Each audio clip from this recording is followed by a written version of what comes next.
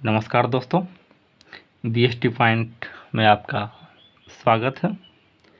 और आज हम लोग चावल उत्पादक प्रदेश तथा एक दो फसल के बारे में और चर्चा करेंगे, अगर वीडियो ज़्यादा लंबा न हुई तो चावल उत्पादक प्रदेश, जैसा कि आप सभी को पता है कि भारत चावल का उत्पादन करता है और अधिकांशतः चावल भोजन के रूप में लोग यहाँ उपयोग करते हैं। तो यह एक उष्णकटिबंधीय फसल है। उष्णकटिबंधीय फसल है। अक्सर यह जून से अगस्त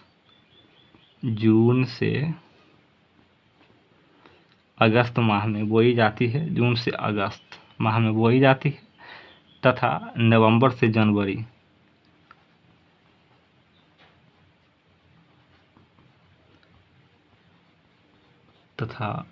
से जनवरी माह के बीच काटी जाती है। इसे कुछ अन्य नाम से भी जाना जाता है। वो अन्य नाम आप लोग याद रखिएगा, अमन, साली या अगहनी।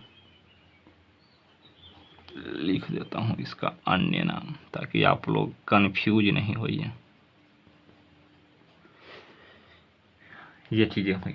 उसके बाद चावल की फसल तमिलनाडु में भी की जाती है, लेकिन तमिलनाडु में ये ठंड के मौसम में किया जाता है। तो ठंड के मौसम में वहाँ इसे किया जाता है। तो इस कृषि को औस या कार्तिकी, ये तमिलनाडु, याद रखिएगा आप लोग। मैं सारी चीज़ें यहाँ इसलिए लिख रहा हूँ ताकि आप लोग किसी भी चीज़ में कन्फ्यूज नहीं हो और आप लोग आसानी से इसे याद कर सकें, चीज़ों को समझ सकें।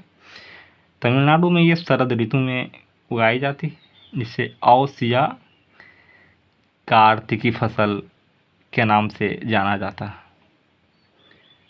तो ये चीज़ें हुई।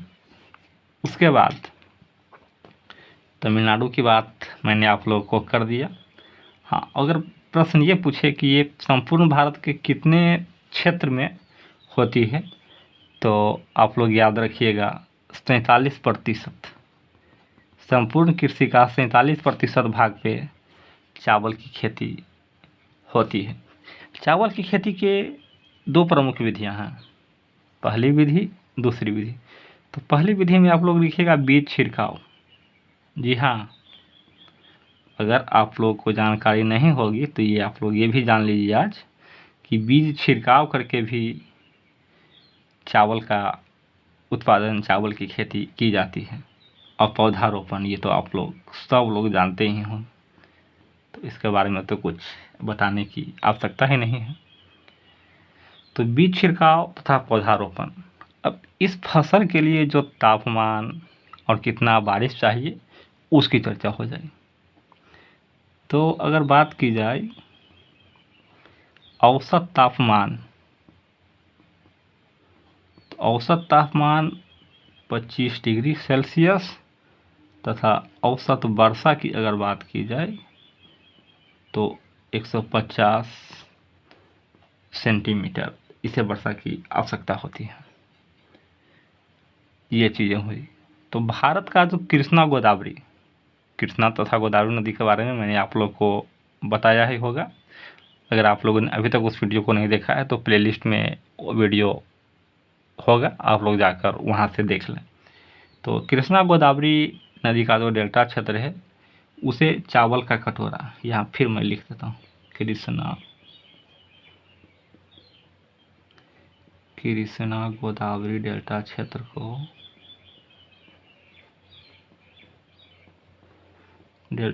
को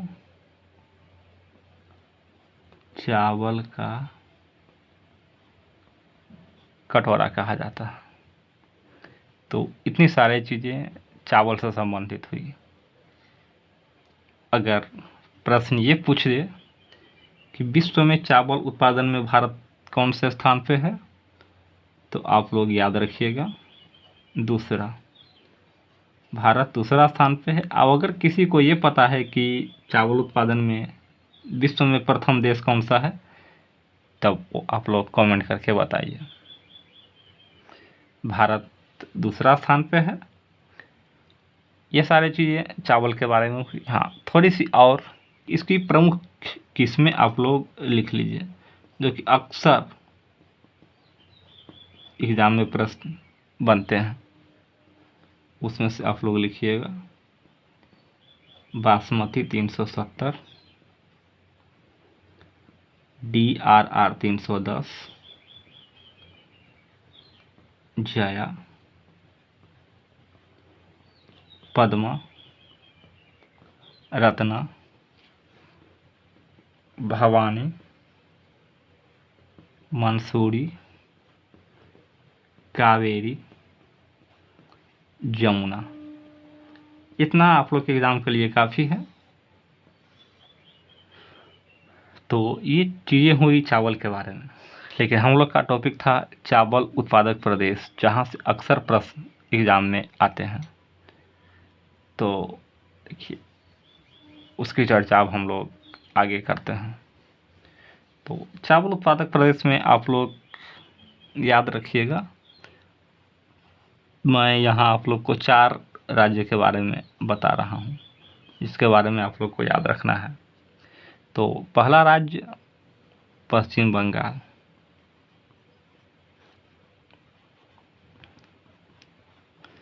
पश्चिम बंगाल के बाद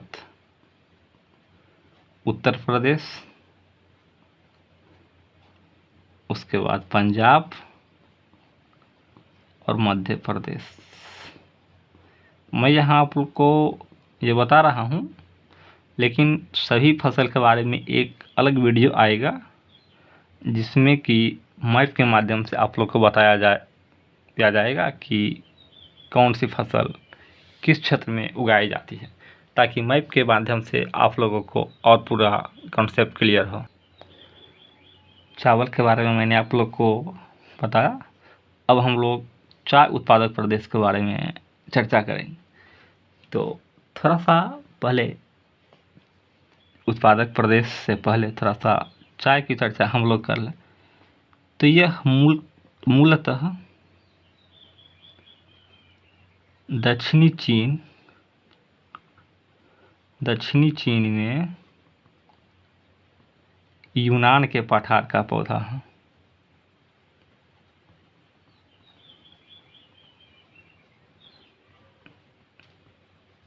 ये आप लोग याद रखिएगा कि ये भारत का पौधा नहीं है, ये दक्षिणी चीन में स्थित यूनान का पठार नामक क्षेत्र का एक पौधा है।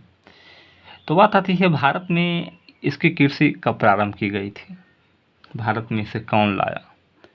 तो 1841 ईस्वी आप लोग याद रखिएगा। कभी कभी बुक में आप लोग को 40 में मिलेगा, तो उसमें कंफ्यूज करने की बात नहीं है। 40-41 जो भी ऑप्शन में रहे उस अनुसार आप वहाँ टिक कीजिएगा। तो 1841 में आप लोग को पता है कि भारत गुलाम था, अंग्रेज़ों का शासन था। तो अंग्रेज ही इसे लाए थे, और सबसे पहले दार्जिलिंग किस राज्य में है, ये आप लोग कमेंट करके बताइएगा। तथा कछार असम में पड़ता है, और नीलगिरी ये तमिलनाडु में। 1841 में अंग्रेज इसे लाए थे। दार्जिलिंग, कछार तथा नीलगिरी नामक स्थान पे इसकी खेती प्रारंभ की थी। कछार असम राज्य में स्थित है, नीलगिरी तमिलनाडु में स्थित है, और दार्जिलिंग किस राज्य में स्थित है वो आप लोग कमेंट करके बताइएगा। तो इसकी भी अगर कुछ बात की जाए तो ये भी, इसकी 2 प्रमुख किस्में हैं, एक चीनी किस्में तथा दूसरी असमी, या इसे भारतीय किस्में भी कह सकते हैं।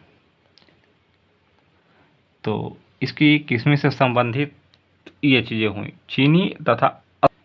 तो चीनी चाय का जो पौधा होता है ये थोड़ा ज़्यादा अधिक लंबा होता है, तथा इसका पौधा नहीं, पत्ता इसका पत्तियां भी कठोर होती है, जबकि असली चीन की बात की जाए तो पौधा भी छोटा और पत्तियां भी कोमल होती हैं। तो ये चीज़ें हुई। तो चाय की खेती के लिए अब अगर औसत तापमान पूछा जाए तो 24 से 30 डिग्री सेल्सियस इसे तापमान चाहिए और 150 से 250 सेंटीमीटर वर्षा। हाँ, इसे वर्षा न कम चाहिए न इससे ज़्यादा। अगर इसके जड़ों में पानी जमा होगी तो फसल खराब हो जाती है, और अगर बारिश कम हो, पानी से कम मिले तो भी फसल खराब हो जाती है। तो इसके लिए थोड़ा सा विशेष रूप से विशेष क्षेत्र में ही इसे उगाया जाता है। चाय उत्पादन में भी भारत का स्थान फिर दूसरा है। पहला कौन सा देश है, ये आप लोग कमेंट करके बताइएगा।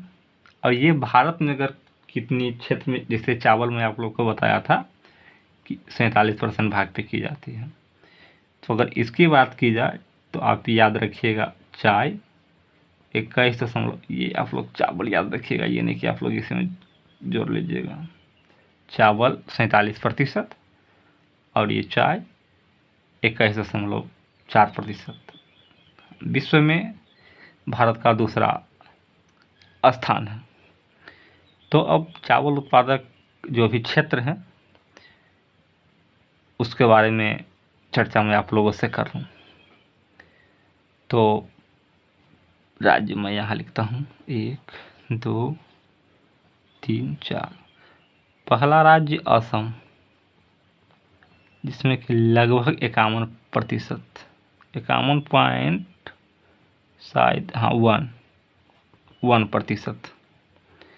उसके बाद पश्चिम बंगाल,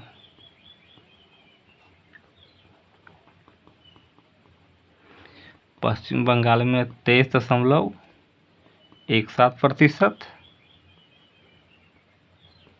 और तमिलनाडु, और उसके बाद केरल। तो ये प्रमुख चाय उत्पादक क्षेत्र हुए। हाँ, चाय की जो पत्ती होती है उसमें कैफीन